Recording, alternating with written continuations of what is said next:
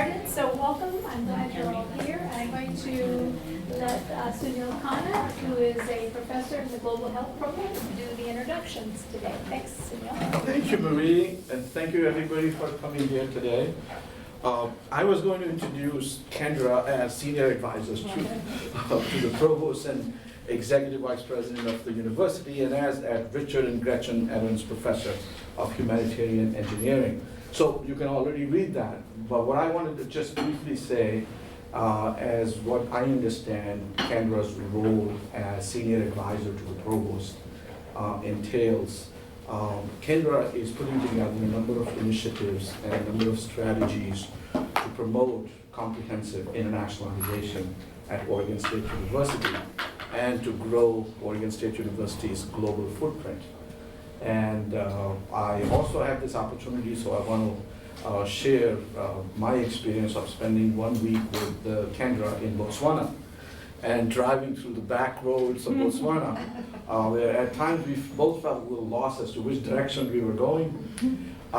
If I recall, that week we had so many discussions, and I learned so much from Kendra about her work as a person who's committed to humanitarian engineering, combining humanities and engineering together. So it was a very impressive conversation, and I'm sure her talk is going to be equally impressive today. So without further ado, please join me in welcoming Kendra. Thank you.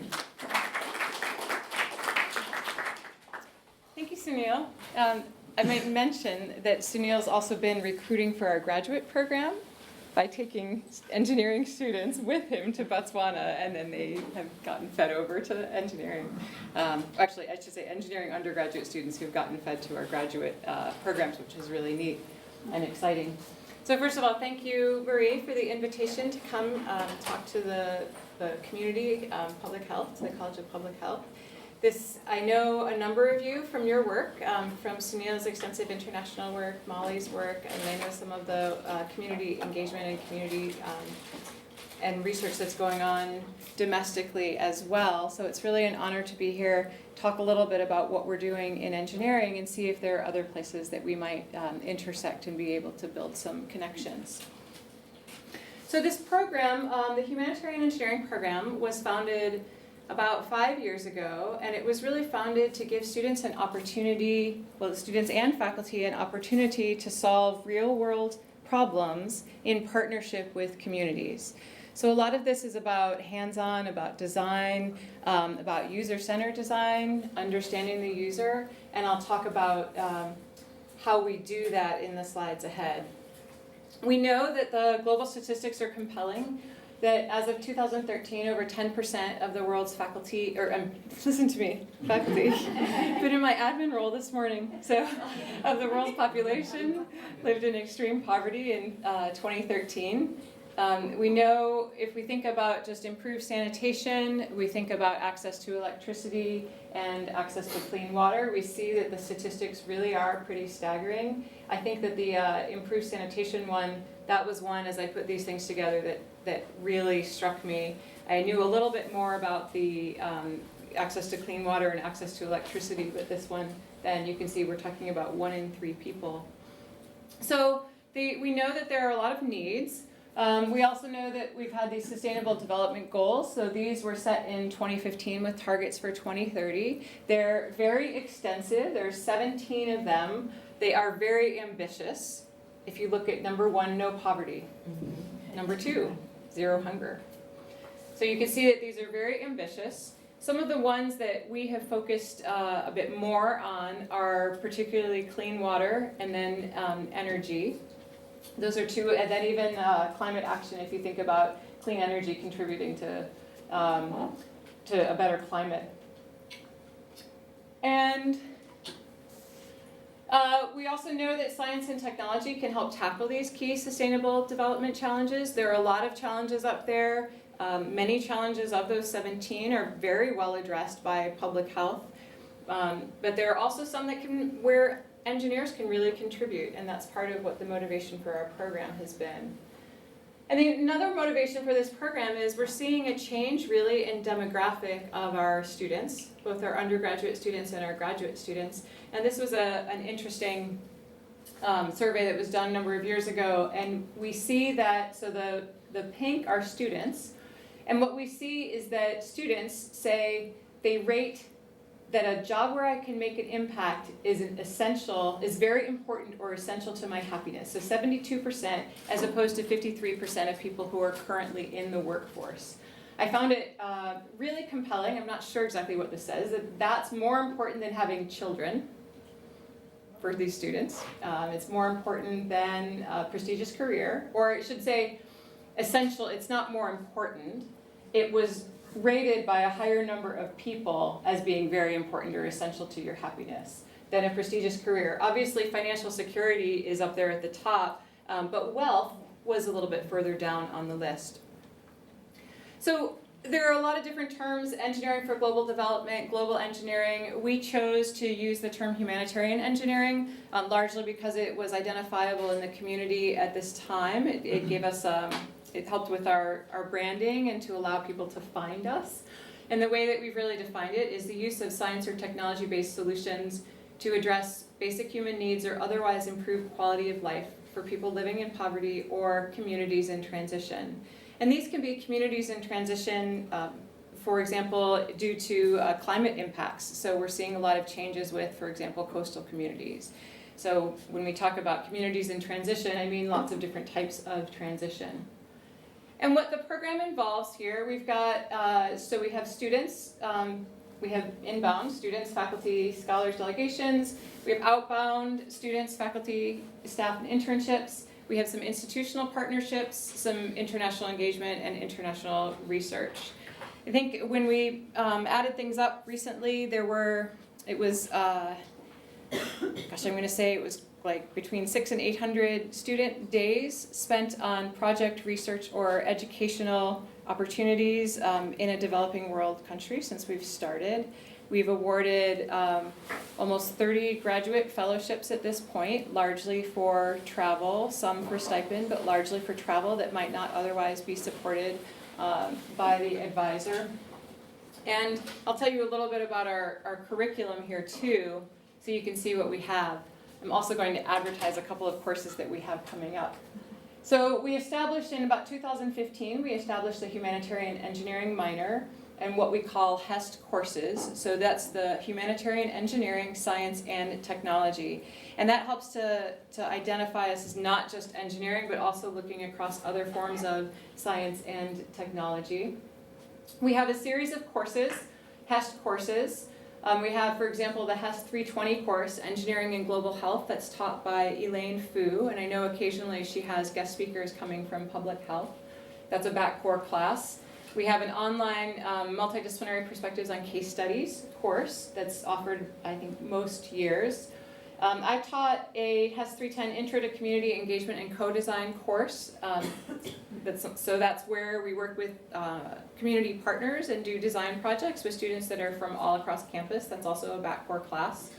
And then two courses that will be offered this spring are the HEST 199. I say 199, I'm not sure what the number is going to be on this. This is the Innovation for Social Impact one. We are working on having it offered cross-listed and co-taught between mechanical engineering and anthropology. So it will be some 199, 201, 299, but I'll tell you a little bit about that course in a minute. And then another course that's coming up this is Dr. Mccarty's field course, the Household Energy in Guatemala. This will be the third offering of it. I'll tell you a little bit about that and how that one works too. But really with the curriculum, so we have some core courses, HEST electives, it draws on thematic electives that come from other places in the student's curriculum, and then some form of international or service or experiential service learning.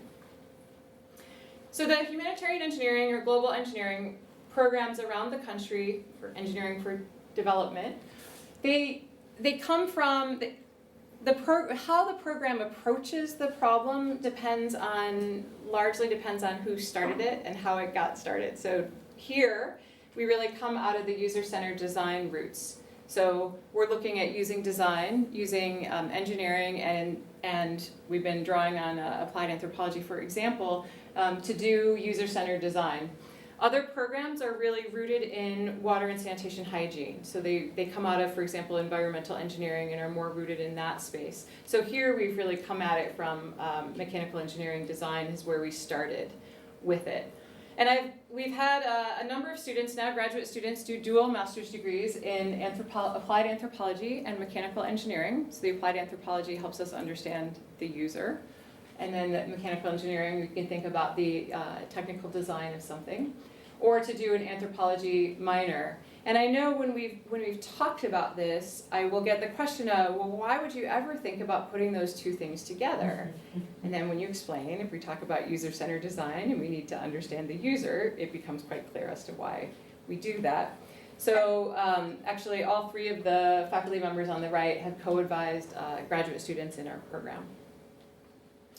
And this is the class that Dr. Nordica Mccarty and Dr. Zhang from anthropology are planning on teaching this spring in 2020. We'd love to have some public health students in the class. It's an Innovation for Social Impact course, and you can see here that we're drawing on engineering, anthropology, and entrepreneurship.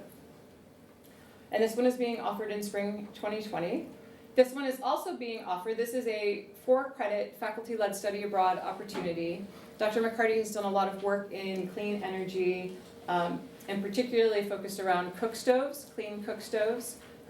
She has been working in Guatemala for some time. She had a relatively long period of work with cook stoves before she came here as faculty. She also worked with Aprovecho quite a bit, which is down in Cottage Grove. They do a lot of appropriate technology.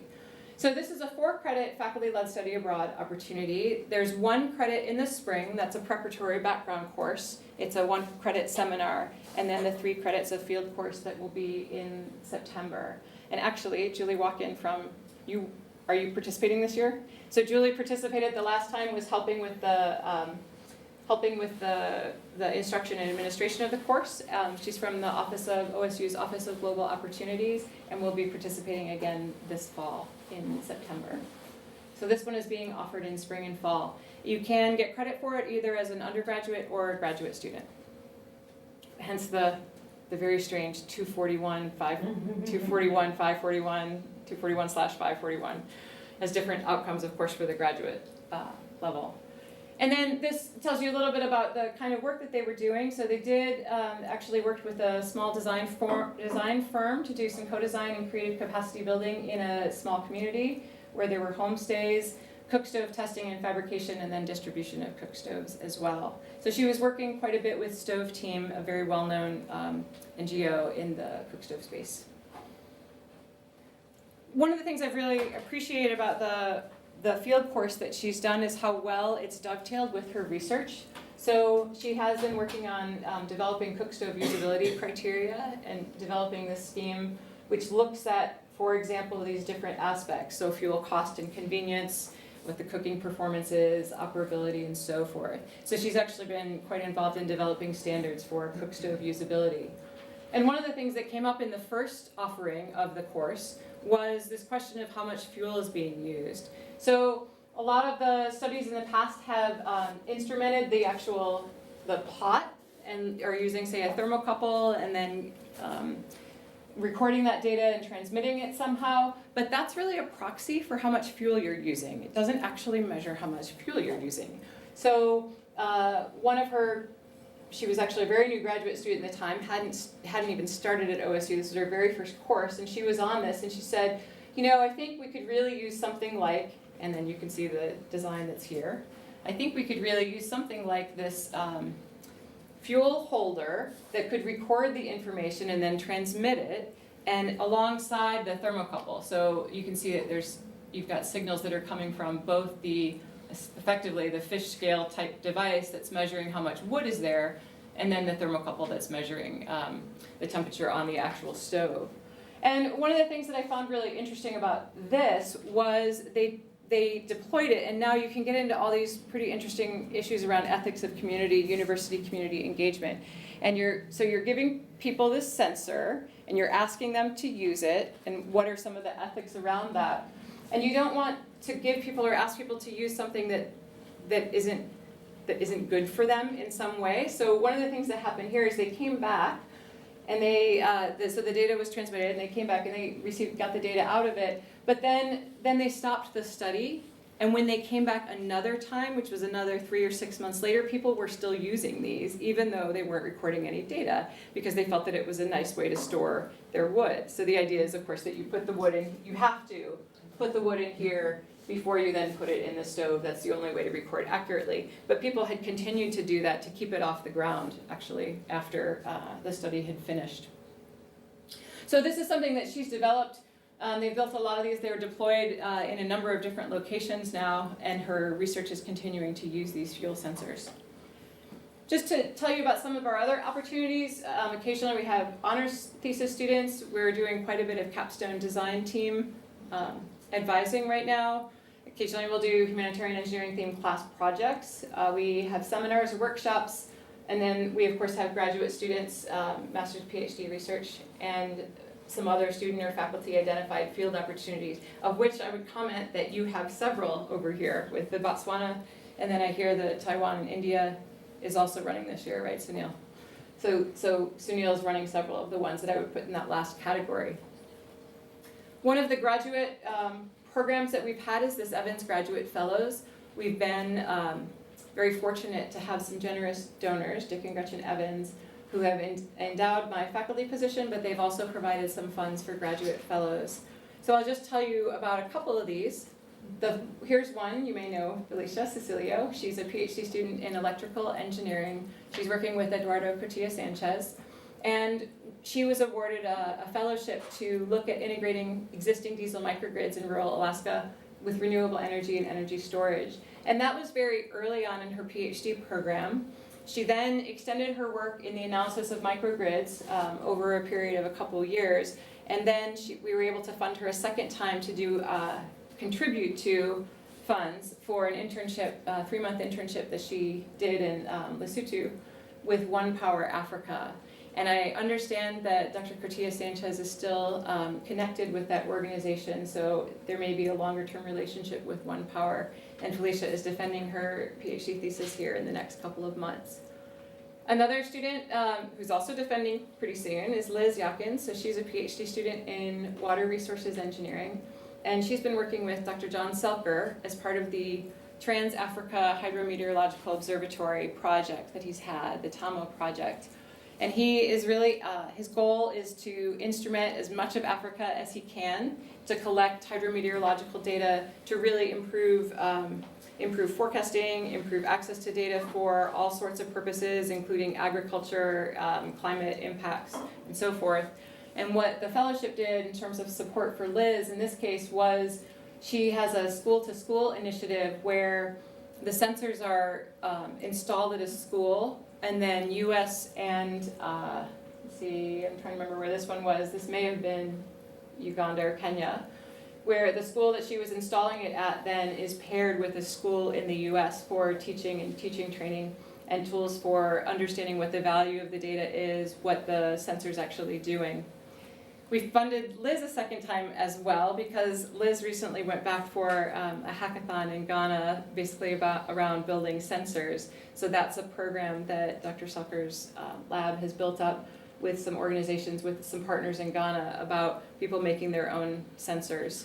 And so Liz was, she was doing some teacher training or some training of the facilitators for that project. She's also graduating quite soon. Okay, so I have, let's see, I have a couple of slides here on graduate research. Why don't I talk about these and then I can see, is that clock right? I think so, okay. I can talk about these and see if there's some questions. So I'm not going to go very deep into any research here, and in fact I'm not talking a lot about some of my own research, which has really been around small hydro and small hydropower potential for rural electrification in Pakistan.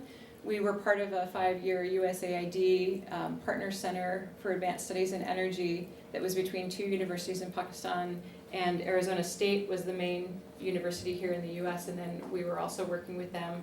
We hosted a number of scholars, and we had research that was ongoing. We did some training both directions as well. So I'm not going to talk about that here, but I just have a couple of slides to represent some of the other work that we have going on. Here's one where we have a student from Thailand who is looking at designing solar water heating systems for preschools. So you can see a little bit of the scenario that she's looking at and designing for in northern Thailand.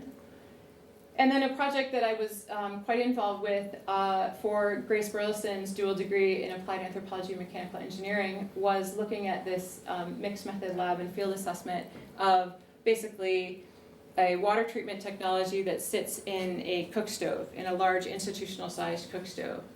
So InStove is a company that's here in Oregon that makes these cook stoves, and there is an insert, and you can see what the insert is here. So this is really a mechanical engineering heat transfer device. You have an inlet pipe, so you've got the cold water coming in, it goes through a heat exchanger, through a heating coil, through the thermostatic valve, which does not allow water through unless it's at 71 degrees C. If that water is allowed through, then it is in the kill chamber for at least 15 seconds to meet the standards that it needs to meet. And then it goes out through the outlet pipe. And the real efficiency here, one of the main efficiencies, is that you've got this, you're using waste heat. So effectively you're taking heat off of the stream that's going out. So you don't need that to be hot water. It needs to be pasteurized water, but it doesn't need to be hot. And so you can harvest some of that waste heat and use it to help heat up the water that's coming in, the cold water that's coming in. We learned some interesting things, though, about this design in doing some of the field testing. And one thing is you can't see what's coming in and going out very easily. Let's see, I think maybe the next picture will show you. So this is a picture of the field testing.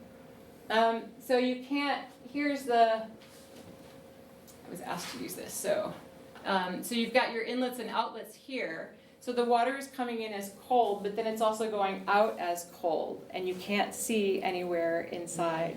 So one of the questions is, well, how do I know that it's doing anything at all? The water goes in cold, the water comes out cold. Is this a sham, right? So we learned some interesting things about the design, and the design, I believe, has now been updated to allow, if you go back to look at this one, what they were in the process of doing was to change the design so that you could, in fact, choose if you wanted to get hot water, you could get a hot water that was coming off of here, or you could get cold water. Because some of the users said, well, you know, I actually do want hot water, I'd like to have tea. So if it comes out cold, then I have to reheat it. And then now I'm wasting energy. So we learned some things in that particular process. Had some help from environmental engineering department here, a student and Tala Nawab, to help with some of the testing of the InStove water purifier. And you can see here that you have really significant gains in capacity, so over just traditional boiling, and that there's a lot less fuel usage as well. So you've got the efficiency gains, you've got high throughput, you don't have to heat the water all the way up to 100 degrees C. Of course, that's what you do if you're just boiling over a 3-stone fire, because that's when you can tell that it's hot, if you don't have a way to measure it. But we were able to heat it, we didn't have to heat it all the way up, or it doesn't have to be heated all the way up in order to meet the EPA and WHO water treatment standards. Okay, so I can talk about some of our Capstone design projects. Would you like me to do that, or would you like to ask questions first? Keep going. Keep going? Okay. So we do capstone design. I don't know what the curriculum is in your college. In engineering, all of our students are required to do these capstone design projects. And they look different depending on which school you're in. Civil engineering looks different from mechanical, looks different from environmental.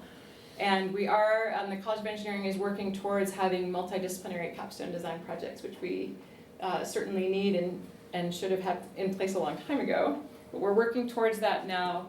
I would personally love to see opportunities for students from other colleges to be part of our capstone design teams.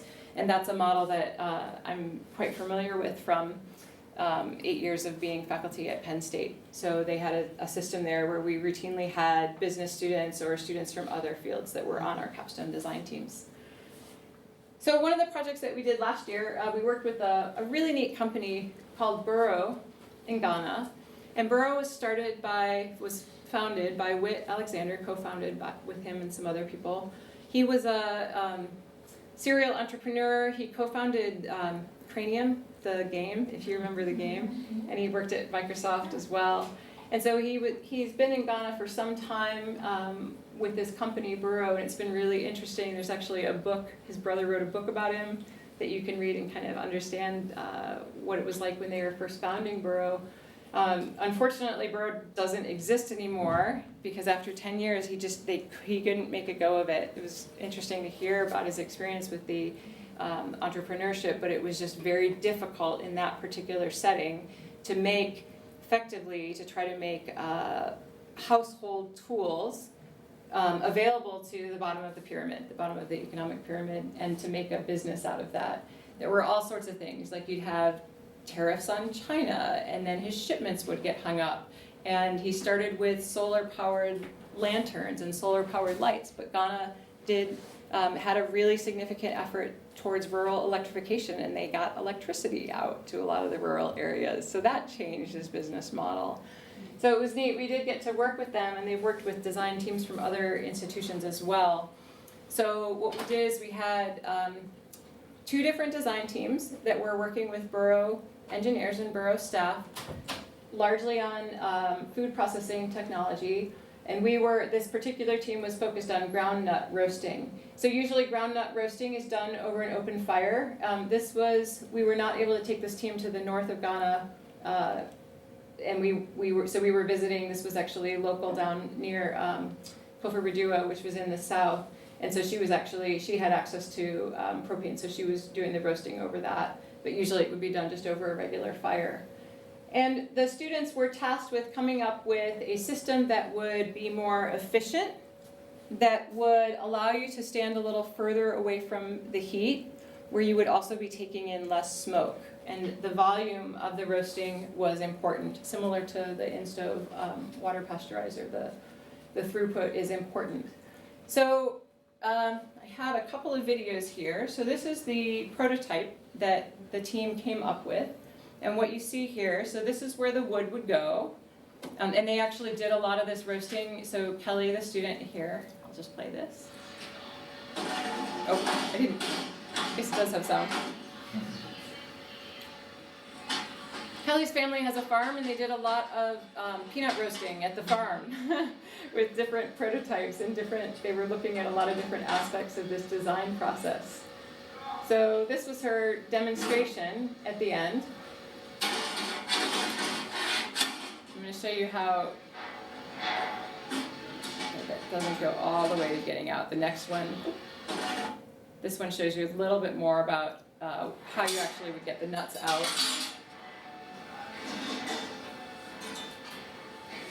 And then you could get the nuts out from here. So this is the design that the team came up with. This, partly they were thinking about some products that Burrow already offered, and they were looking to capitalize on what the customers had appreciated about those particular products. So this was a 6-month design project, and then 2 students who had actually just graduated were able to go to Ghana for about 5 weeks to do some of the field testing and see and make some modifications. They ended up, because Burrow was closing, they ended up actually focusing on a different technology that Whit wanted to have design a little bit further and to have more plans for eventual commercialization. So they didn't end up getting to do a lot more with the roaster, but Burrow did arrange for us to meet with these women who do the kind of roasting so that we could talk about the particular design. And so the students really learned some things about how you talk to users. So for example, so she showed in that picture, you can see that Kelly was showing the video. Well, so the women looked at this and said, well, where does the fuel go? I have no idea where the fuel goes. We tried to explain that the fuel goes here, this is where the fire would be, but unless there's actually some visual cue that the fire needs to be there, they just weren't, it didn't really register. Another thing they immediately said is, well, why is it up on a table? What was up on a table so that we could take the video, but that's also not a very good representation. So we did get to learn something about yeah, I mean, the students in our teams, we learned a little bit about working with the users on this particular project, and you can see she's showing some plans here as well. So that's one of the projects that we worked on last year. Another project that we worked on last year is with a partner that we have in Thailand. We've had a partnership for several years now. This year I have a couple of teams that are making an agricultural drone for this entrepreneur. They are mostly rice farming. They also make ginger beer, and they also raise livestock, which helps to diversify their income stream. And one of the things, they're very passionate about organic agriculture and would like to really transform how agriculture is done in this particular region. So he does a lot of work with education and outreach for organic agriculture, and is certified organic, and has modified how he's raising the pigs, and he's interested in seeing if that's having any impact on some of the environmental variables, methane, so in particular things like methane, and some other gas sensors that are in here. So we've had a couple of teams now that have worked on this sensor and then actually gone and installed it, and we have been improving the sensor to try to capture the information that Brian would like to be able to demonstrate that his practices are actually having a positive impact. One of the other things in this sensor that he asked for was recording and looking for pig coughing, because that's early detection of disease. I don't think they really got it working on this team, but this is someone that we work with, and so we may be able to really get it working in the future. And here you can see, so this is his piggery here, and our student doing some programming while he was there. He had the sensor and he was doing some programming because we had to think about the communication protocols in Thailand. What are the types of communication protocols that you have between a sensor and anything that's actually recording the data. Okay. I have a little bit more here, and this is work that I've done. These design summits are work that I've done while I've been at OSU, but they've been a little bit more connected with external organizations, particularly MIT's D-Lab.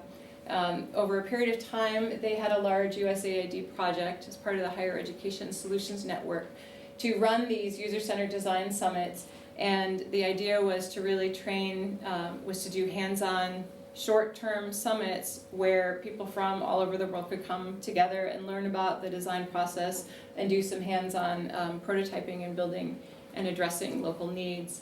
So one of the ones, because I had worked in Pakistan previously, one of the ones that I was involved with was an information and communication technology one that we did in Lahore in 2016. And the reason that I brought this up is because some of the projects that we were doing involved lady health workers. One of the projects was related to vaccine tracking, and here she's showing us how, look, like this is on, you're probably aware of the polio, a lot of the polio issues in Pakistan, and how often children are revaccinated for polio. And so she's showing us, like, look, this shows that my son was vaccinated, and yet somebody's going to come in this month and give another vaccination, even though it says on here that it's vaccinated, that my son was vaccinated. So she's telling us a little bit about the vaccination process. But one of the projects was looking at how can we reduce the incidence of mortality, really, in terms of pregnant mothers getting to the hospital. And so they were able to identify that the transportation was a really big issue in women not being able to get to the hospital in time when they were having a baby. And they looked at the delay factors here. So you can see the decision making is one, the transportation is another one, and then accessing health care. And in talking about these, it's usually the male in the family that's making the decision. And so it's the male in the family that's going to decide when you go to the hospital. And if that is delayed, then the transportation can get delayed and you can run into those kinds of problems. So this particular team decided to focus on better informing the dads. And that's something that's kind of culturally a little bit difficult to do. So they decided to approach it with a hotline. And I would have thought a hotline, a phone hotline, don't we all hate phone trees? Why would anybody be interested in a hotline? But they developed a hotline that had information about maternal health And so you could call up and you could ask some questions and get information and eventually get to a healthcare provider if you needed to, if you had questions that couldn't be addressed in part of the hotline piece. Turns out that this particular team went on. There was a woman who took the project forward after the design summit, and they received a $100,000 grant from UNICEF Innovation. And then when they started the project, in the first 71 days, they had 21,000 callers, which really surprised me. Now, we'll see what happens to the project over the longer term, but a colleague, Mustafa Nassim, is a clinical assistant professor at the University of Michigan, and he actually has some projects that have been looking at the effectiveness of a hotline like that. So some of the projects do get taken forward. The last little bit that I was going to talk about, or that I could talk about, is an area that has been, in my own interest, it's been of growing importance, and that's really the ethics of the university community engagement. And I think this is something that you probably address or are more used to addressing than we are in engineering. I think this is something that in global service learning or any of your community partnerships, I know that there are people in this room who've thought a whole lot more about this than I have. But what I'm interested in is seeing how we can have some impact on the engineering global service learning community to try to improve the ethics of how we're engaging. And one of the things that we often do is that we assume that because we have positive, because we have intent, that we will then have a positive outcome, a beneficial outcome to the community. But that's not necessarily true. So we went and looked at some things like outputs and outcomes, and we had to think about how we define those. And you may define them, I recognize you may define them a little bit differently, so how I'm going to define them is more aligned with the global service learning community.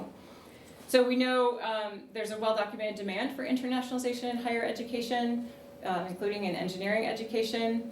We know that there's a mismatch between the knowledge of global perspectives that are asked for by people who are going into the workforce, and we know that there's a mismatch between those global perspectives that are needed and the preparation of students in this area. There has been really a tremendous growth and proliferation in engineering global service learning programs since, I'm going to say since 2000 or even since 2010. So why worry about it? I think you all could answer this very quickly. I'm sure I would get 10 different reasons if I opened it to discussion at the moment. But one of the key things is that university community projects often focus only on student learning and don't necessarily focus on the community impacts, and that there can be a gap between the investment and then the long-term outcome. On the positive side, in engineering global service learning, there's really been a growing literature on social justice implications, on analyzing the partnerships, and then on getting to the point of some guidance on just and ethical program design. So, as I said, one of the things that we've done is we have been working with some folks at the Global SL, Global Service Learning, which is a center at Haverford College, have a long history of working in global service learning.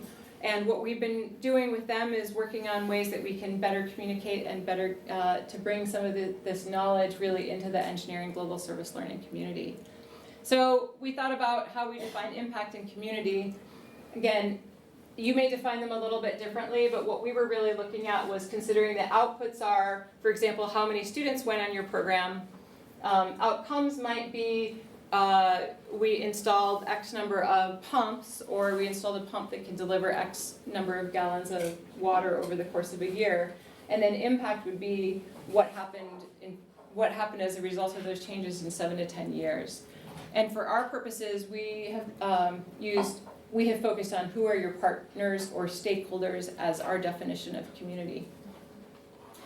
So the partners that we've been working with are these partners. So these are people that have been involved with fair trade learning. They've developed this fair trade learning, and I'd like to show this video because I really like it. Is your global experience a fair trade? Can students and volunteers contribute meaningfully to host communities? That's the promise of fair trade learning. Good global partnerships can advance social and economic development while supporting the learning goals of students and volunteers. Criticism of international volunteering is not new. The The ideas behind fair trade learning actually developed because of such important I'm critiques. not sure what to do. In Petersfield, Jamaica in the 1990s, the community was interested in partnering with U.S. educational institutions under knowledge to You're not community okay. development, grounded in community Send tourism. you all the link. But visiting students seemed more interested in partying Yeah, and I sightseeing don't than really in true partnership. know why Eventually, that's the not community there. stopped hosting visitors. Years later, they worked with organizational partners and scholars to develop Okay. fair trade. We've all been there, Kendra. So, yes, you have. And I think, yeah, so let me just, I will tell you then a little bit more about these standards. Rather than, the video is really cool though, so I'd like you to see the video. Really, this is a way, they've developed some set of queries, so 12 different queries that you can ask yourself when you're designing a program or running a program. They've also developed a rubric. So the rubric, it's a little bit scary when you start looking at this and thinking about your own program and you look at where am I on the rubric, and it's very easy to, no one's going to be in the great category for everything. But what it does is that does allow us opportunity for improvement, of course. So with Dr. Mccarty, with Nordica Mccarty in mechanical engineering, we've really looked at, we've analyzed, we've used this framework to analyze some of our own programs. And the programs that we analyzed, this is largely, the foundation of fair trade learning is these core principles that the engagement needs to be dual purpose, so community and student outcomes need to be at the forefront, and then community voice and direction. So the case studies that we used here, we used Nordica's field course, the Guatemala's household energy in Guatemala. We used actually the design, Capstone design projects that I talked about. We looked at our relationship with both of those partners, both with Burrow and with Raitong that I described. And then Nora Reynolds Haverford she worked with the engineering program at Villanova over a long period of time, and so she had an analysis of that particular relationship too. And this is something that we've been working on, looking at, well, how is it different if we're applying fair trade learning to engineering global service learning as opposed to just global service learning. And some of the things that we found, for example, my partners, the Capstone design partners, they're businesses. So it's not actually working with the community members as much as working with the entrepreneurs that are developing products and trying to sell within the community. And that our projects are often focused on technology development. So these are some of the things that appear to be a little bit different from a lot of the other global service learning projects that we've seen fair trade learning look at. So we used an adaptation of these 12 queries, and we analyzed these 3 case studies.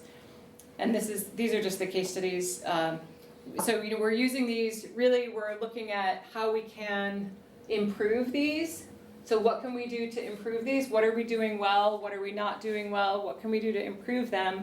And then I can say that as a now administrator, that it is really influencing how I think about some of the service learning programs that we're offering here at the university. And I have an OSU Go person in the room, so that's useful too. I think, so with that, I'll just acknowledge we've had a lot of input from different faculty across campus, from partners outside of campus, funding, and then other partners at other institutions as well. So I can take some questions. Thank you.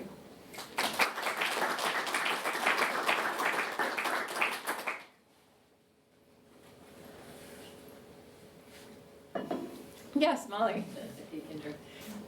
I really love the programs and how you're pulling all this together, because I think it's just incredibly rich, and it would be wonderful to be able to expand this. One of the questions that we always talk about too is how to help build the bridges between public health and HEST more. And I'm curious what you've thought about that. If you have anything to share, or if anybody in the room has a comment as to how we can get some more health metrics in public health in these programs. So the things that jump out at me first are, because we are working in clean energy and clean water, that those are really obvious bridges, right? So the sensors that I was talking about, for example, Nordica's work with the cook stoves. So she's got this fuel usage, the stove temperatures. They're not doing indoor air monitoring. So I see an opportunity there, and that that could potentially start with students participating in the field course. If you had students that had some, that were able to, you know, if they could get their hands on a sensor. So very high STEM, Yes. would be perfect collaboration. Right, right, yeah. And co-teaching. So the first time that course was taught, it was co-taught with Liz Schroeder, a development economist. So co-teaching, I'd love to see. Okay, so now I've got two hats on. Back to the challenges of that one. Well, that's right. No, that's exactly right. That's right. So you need the muckety mucks to think about that, right? Yes, exactly. But no, it's absolutely. So the co-teaching, and we're finding it, I mean, to be honest, we're finding it kind of difficult to offer this course, though the faculty are absolutely into the innovation for social impact, offering that between anthropology and engineering, but it's been challenging.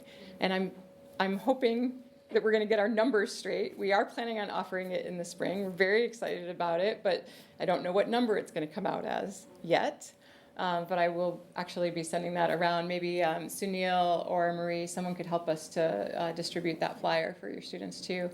But the things like co-teaching. So can we look at other ways of doing what we do? So there's obviously the faculty research collaboration, and that is easier to do if you're talking about external funding and you can write grants together, right?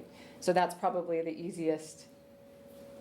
It's potentially the administratively easiest route. Of course, you have to be able to get the funding, which is not the easiest thing. But I could see that the collaboration on research, I'd love to see more co-teaching. I'd love to see public health students on these design teams. We've had engineering students on the your public health study abroad. That's another opportunity. So, yeah. But I'd love to hear. Yeah. So I actually have a question. You know my background with this, but has there been any push forward for getting more acceptance of public health and engineering put together in some way, shape, or form? Because I know anthropology is allowed because it's technically science, whereas global health is not a science. That doesn't. Especially when you're No, I don't know that that's really. I mean, that it's not allowed or not allowed. My background, Yeah. when I was trying to, so I'm an engineering and anthropology student, Yeah. I'm graduate, and I really wanted to do public health, not anthropology. Yeah. But I was told, frankly, no, you're not allowed because a master's in global health is a master's in global health and a master's of science. Those two don't go together, so you're not allowed to do it. Which I found very frustrating because I was like, I feel anthropology is awesome and I love it, I'm glad I'm doing it, but I feel like engineering could be more useful in global health specifically, and I was wondering if there's been any push to get administration to see that, or if it's still kind of in a confusing zone. I mean, that's certainly something we've talked about after you brought it to me, right? And I have talked to the Dean of Public Health about it. And is that something that we could do? We would need.